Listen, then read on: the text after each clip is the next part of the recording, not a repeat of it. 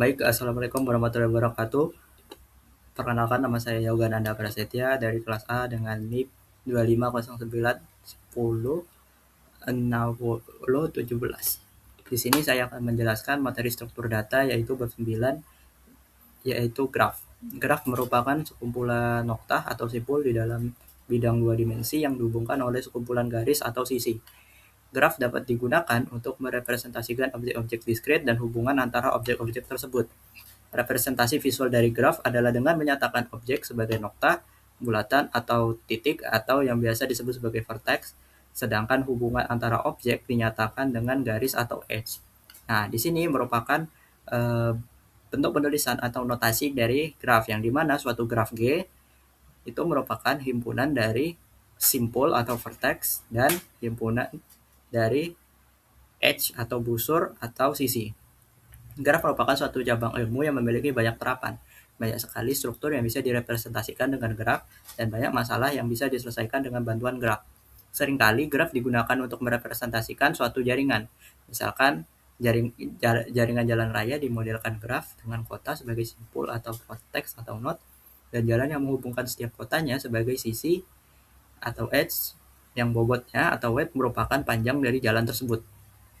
Ada beberapa cara untuk menyimpan graf di dalam sistem komputer. Struktur data bergantung pada struktur graf dan algoritma yang digunakan untuk memanipulasi graf. Secara teori, salah satu dari keduanya dapat dibedakan antara struktur list dan matriks, tetapi dalam penggunaannya struktur terbaik yang sering digunakan adalah kombinasi keduanya, jadi kombinasi antara list dan matriks. Nah, di sini ada 3 jenis dari graf, yaitu graf tak berarah, undirected graph atau non-directed graph. Pada graf ini, urutan simpul dalam sebuah busur itu tidak dipentingkan. Misalkan busur S1 atau S1 itu dapat disebut sebagai busur AB atau BA. Jadi urutannya tidak ngaruh. Mau A ke B atau B ke A, itu edge-nya tetap sama. Terus yang kemudian, jenis graf yang kedua yaitu graf berarah atau directed graph. Nah, pada graf ini urutan simpul itu memiliki arti. Misalnya, busur AB busur AB adalah E1 atau S1, sedangkan busur BA adalah E8. Nah, di sini urutannya berbeda. Dari A ke B itu simpulnya S1, sedangkan dari B ke A itu simpulnya E8. Nah, untuk jenis graf yang ketiga yaitu weighted graph. Pada weighted graph itu jika setiap busur mempunyai nilai yang menyatakan hubungan antara dua buah simpul, maka busur tersebut dinyatakan memiliki bobot. Bobot sebuah busur dapat menyatakan panjang sebuah jalan dari dua buah titik, jumlah rata-rata kendaraan per hari yang melalui sebuah jalan, dan lain-lain. Bobot dari sebuah busur itu nilainya tergantung dari studi kasus apa yang kita modelkan ke dalam graf. Nah, gambar ini merupakan contoh dari weighted graph disertai dengan eh, directed graph. Jadi di sini grafnya itu dia punya bobot. Di sini ada angkanya, ada 10, ada 8, ada 3, ada 6. Kemudian dia juga punya arah, misalnya dari D ke C dan dari C ke D. Itu dia mempunyai sisi atau edge sendiri. Nah, kita lanjut ke tree. Tree dalam pemrograman merupakan struktur data yang tidak linear atau non-linear yang digunakan terutama untuk merepresentasikan hubungan data yang bersifat hierarkis antara elemen-elemennya. Kumpulan elemen yang salah satu elemennya disebut dengan root atau akar dan sisa elemen yang lain disebut sebagai simpul atau node atau vertex yang terpecah menjadi sejumlah himpunan yang tidak saling berhubungan satu sama lain yang disebut sebagai subtree atau cabang. Nah, di sini perbedaan antara graph dan tree yaitu sebagai berikut. Pada tree itu tidak terdapat cycle, sedangkan pada graph itu tidak memiliki root. Nah, gambar di sini ini merupakan contoh dari graph. Kenapa? Karena di sini terdapat cycle. Misalnya kita mulai dari node 4, terus kita bergerak ke node 3, baru kita bergerak ke node 2, baru kita bergerak ke node 5 dan berakhir di node 4. Nah, di sini perjalanan dari 4 ketiga, kedua, kelima, baru kembali lagi keempat, itu yang disebut sebagai cycle atau siklus. Nah, lanjut kita masuk ke istilah-istilah dalam graf. Yang pertama ada vertex. Vertex itu merupakan himpunan atau titik pada sebuah graf. Nah, di sini yang termasuk kepada sebuah vertex atau node itu 6, 4, 3, 2, 1, 5, dan lain sebagainya. Nah, istilah-istilah yang kedua yaitu edge. Nah, edge itu dia merupakan himpunan garis yang menghubungkan tiap node atau vertex. Contohnya di sini edge itu contohnya garis yang menghubungkan antara 6 dan 4, garis yang menghubungkan 4 dan 3, dan lain sebagainya. Nah, terus yang ketiga adalah adjacent. Di sini ada dua yang dibahas, yaitu adjacent dan incident.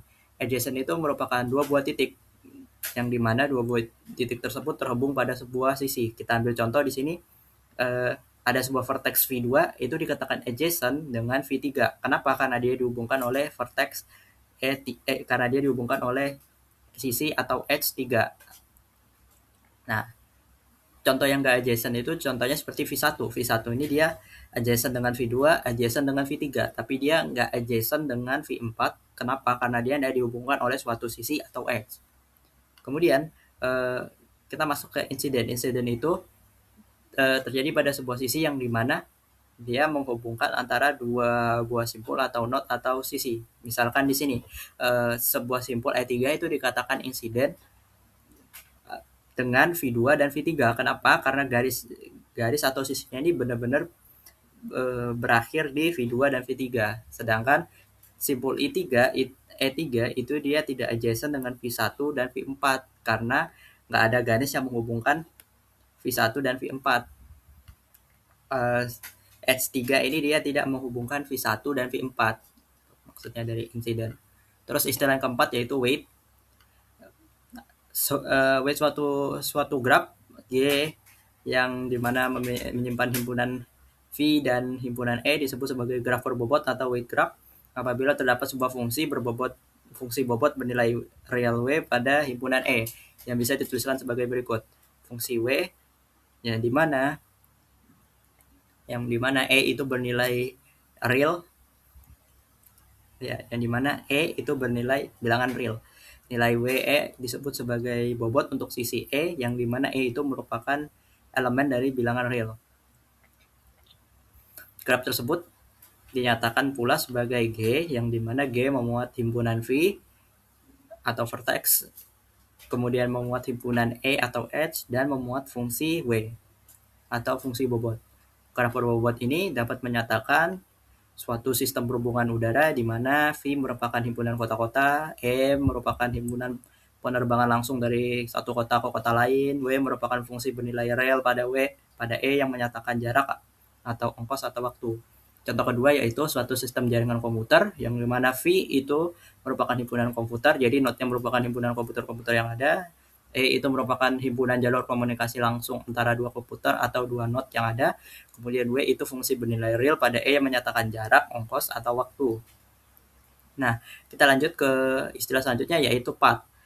Path itu merupakan walk dengan setiap vertex yang berbeda. Nah, walk itu dia merupakan urutan tidak nol dari vertex dan edge yang dimana dia diawali oleh origin vertex dan diakhiri oleh terminus vertex. Path ini bisa diibaratkan sebagai suatu perjalanan yang dimana diawali dari suatu vertex atau suatu node dan diakhiri oleh suatu node. Nah, origin vertex ini merupakan titik awal kita melakukan perjalanan, sedangkan terminus vertex ini merupakan titik akhir kita pergi, titik akhir perjalanannya. Nah, perbedaannya antara walk dan path, kalau walk itu dia boleh melewati vertex yang sama. Misalkan perjalanannya melewati node A dan B.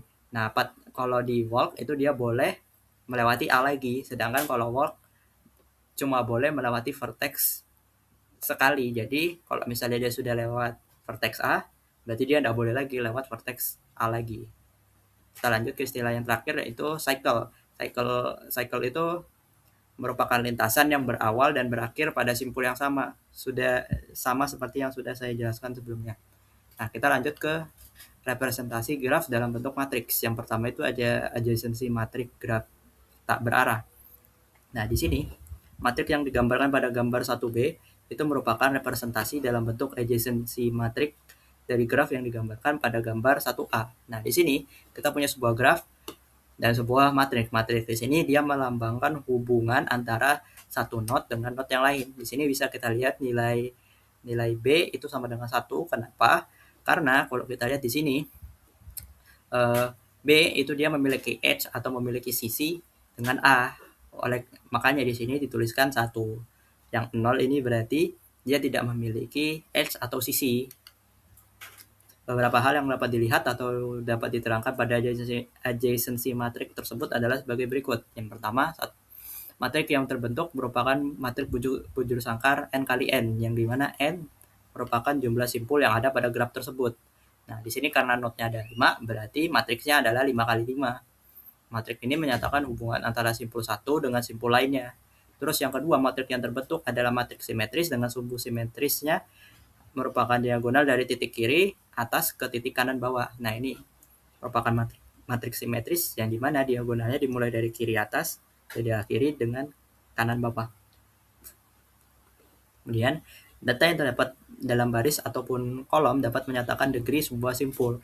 Contoh, baik pada baris D ataupun kolom D jumlah angkanya 1. Jumlah angka satunya adalah 3 buah, yang dimana jumlah ini menyatakan degree simpul D. Maksudnya degree ini merupakan jumlah edge atau sisi yang dimiliki oleh suatu node. Kalau di contoh tadi dikasih tahu kalau D itu dia memiliki 3. 1, 2, 3. Nah, degree-nya 3. Artinya simpul D itu dia punya 3 edge atau 3 sisi.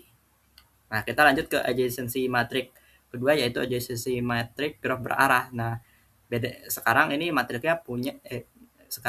grafnya punya arah. Nah, dia digambarkan oleh adjacency matrix yang sama. Jadi bisa kita lihat kalau A ke B itu dia memiliki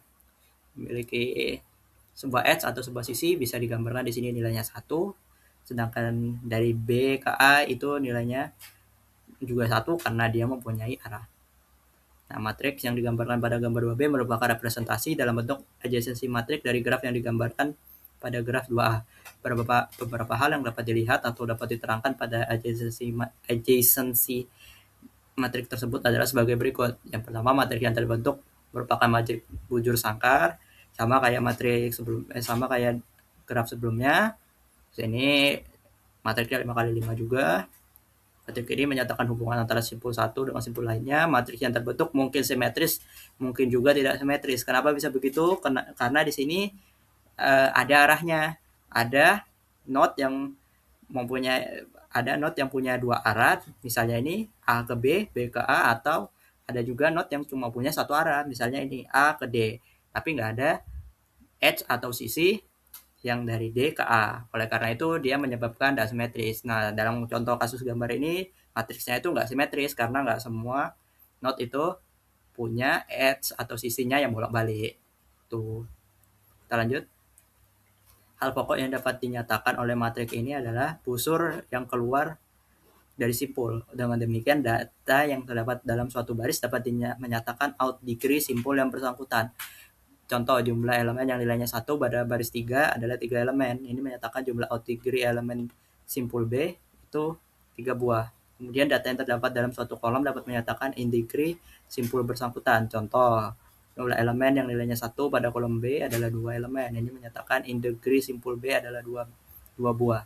Nah, maksudnya in degree dan out degree ini sama dengan degree pada graf selanjutnya. Ini perbedaannya karena sekarang grafnya itu punya arah, jadi kita membedakan antara edge yang keluar dari node dan edge yang mengarah ke node. Nah, in degree itu merupakan kalau in degree itu edge atau sisi yang mengarah ke suatu node. Tadi di contoh dijelaskan in degree simpul B adalah 2 buah. Kalau kita lihat di sini simpul B itu punya 2 edge atau sisi yang mengarah ke dia, yaitu dari A ke B dan dari C ke B. Jadi nilai integrinya tadi 2. Sedangkan out degree itu dia merupakan edge atau sisi yang keluar dari suatu node. Nah, dari contoh simpul B itu dia tepat ada 3 edge atau sisinya, yaitu dari B ke A, B ke E, dan B ke C. Nah, kita lanjut ke bagian yang terakhir, yaitu adjacency matrix graf berbobot tak berarah. Nah, di sini kita punya sebuah graf yang dimana dia memiliki arah, dan juga dia memiliki bobot. Nah, nilai yang ada pada tiap elemen matriks menyatakan bobot busur yang menghubungkan 2 buah simpul yang bersangkutan. untuk dua buah simpulnya tidak berhubungan langsung oleh sebuah busur, maka dianggap dihubungkan oleh sebuah busur yang nilainya tak terhingga. Dalam pemrograman, karena keperluan algoritma, maka dari total bobot seluruh busur yang ada atau yang mungkin ada. Contohnya pada gambar 3A, simpul A dan C tidak berhubungan langsung melalui sebuah busur. Maka untuk elemen matriks yang bersangkutan diisi dengan nilai 999 karena nilai 999 dalam kasus ini cukup mewakili nilai tidak terhingga. Nah, kalau kita lihat di sini, A ke C nilainya 999. Kenapa? Karena nggak ada simpul atau nggak ada edge yang menghubungkan antara dua simpul ini. Ini nilainya 0 karena nggak ada juga edge yang menghubungkan dua titik ini.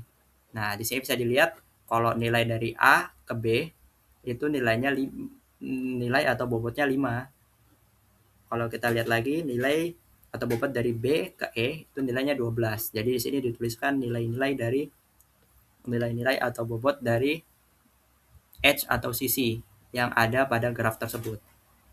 Oke. Sepertinya sudah semua materi yang sudah semua materi saya bacakan. Saya ucapkan terima kasih sudah mendengarkan. Mohon maaf bila ada salah kata atau terbata-bata. Saya akhiri. Wassalamualaikum warahmatullahi wabarakatuh.